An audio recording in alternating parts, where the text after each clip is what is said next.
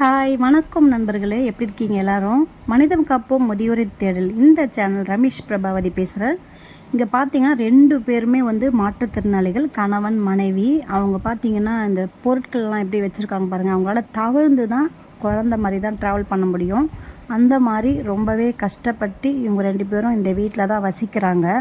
அவங்க தான் உமா. அவங்களுக்கு ஒரு குழந்த ஒன்று இருக்குது. ஒரு 5 வயசு ஒரு குழந்த இருக்குது. அந்த பாப்பா இவன் தான் தம்பி.